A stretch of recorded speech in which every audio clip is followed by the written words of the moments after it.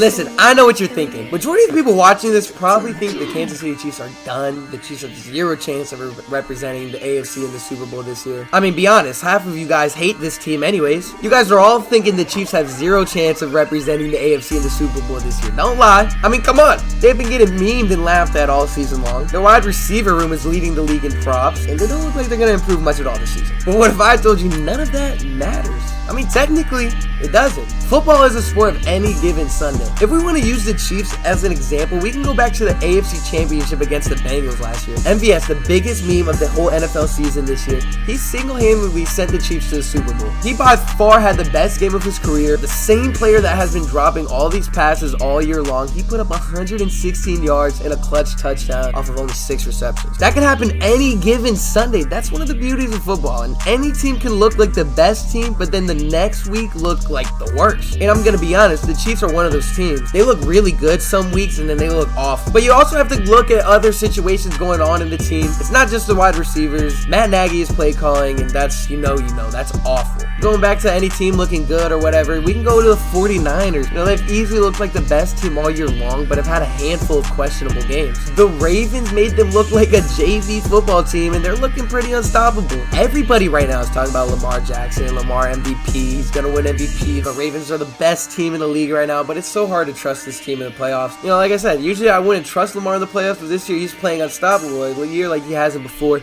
but it's still not one of the best years compared to other quarterbacks. Another example is the 2020 Bucs. That team all season long looked super questionable and wondered if they would even figure it out. And guess what? They did just that. They won 3 games on the road and played at their home field in the Super Bowl and whooped the Chiefs. I mean, it was embarrassing. The thing about the Chiefs this year is the defense. And I know a lot of people are harping on the defense, but this is easily the best defense Mahomes has ever had. Everyone knows this saying too, defense wins championships, and obviously you need a good offense too to score some points, but this defense has looked pretty good. But how good? Well, let's take a look. Well, first off, it's ranked 2nd in the league. They're 2nd in sacks with 54 as I'm recording this. The 2nd least amount of total yards per game allowed. They have also allowed 12 of their opponents to score 20 points or less, leading the league in that stat. They on average allow only 17.7 points per game. Against the Bengals, they allowed 80 total yards and 0 points in the second half. And L'Jarius Sneed has been having an incredible season by far. Easily the best cornerback in the league right now. He's been targeted 81 times and has allowed 0 touchdowns. He's been matched up with the opposing team's best players too. He held Calvin Ridley to 2 catches, 32 yards. Justin Jefferson, 3 catches for 28 yards. Jerry Jeudy, 3 catches for 14 yards. A.J. Brown to only 1 reception for 8 yards. And one of the biggest Chiefs trash talkers, Ja'Marr Chase, to 3 receptions for 41 yards. He's been looking like a top 2 cornerback in the league, and like I said, he's definitely not number 2. Trent McDuffie has also been having a breakout season this year, improving each game. George Karlaftis is just showing that he's going to keep improving. Justin Reed has been great all year. I know some people are questioning why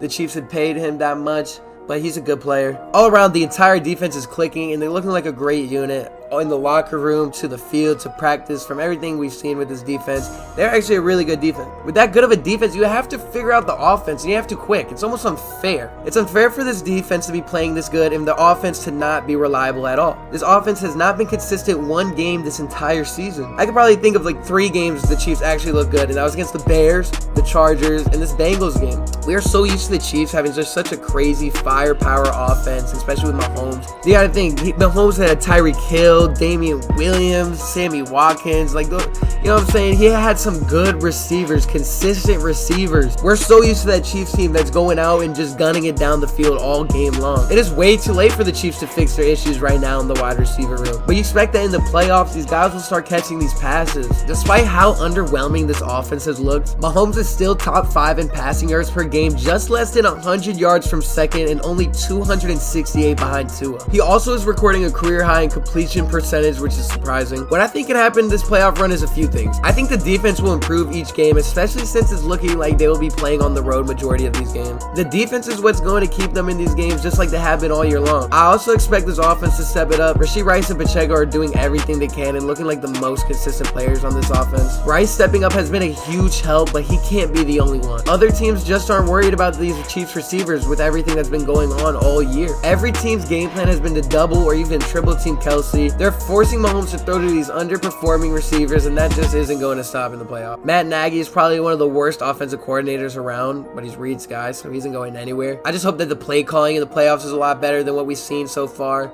Hopefully Andy Reid takes over a lot more. I don't know what's going to happen there. More players need to be in motion, more RPOs. You can't just run screen passes to Rice for 4 quarters straight. Mahomes looked deep multiple times in this recent game against the Bengals, but MVS still had some drops. You just hope that in the playoffs he can catch those. Realistically, this team isn't getting fixed until the offseason, but they can still make a Super Bowl run and compete for back-to-back titles. Regardless of the narratives around this team, they still have the best quarterback in the league, one of the best coaches ever, really, really good defense, and an offense that should be able to put points up on the board. This offseason, my guess is they try to sign Mike Evans or Tiggins, but that's another conversation.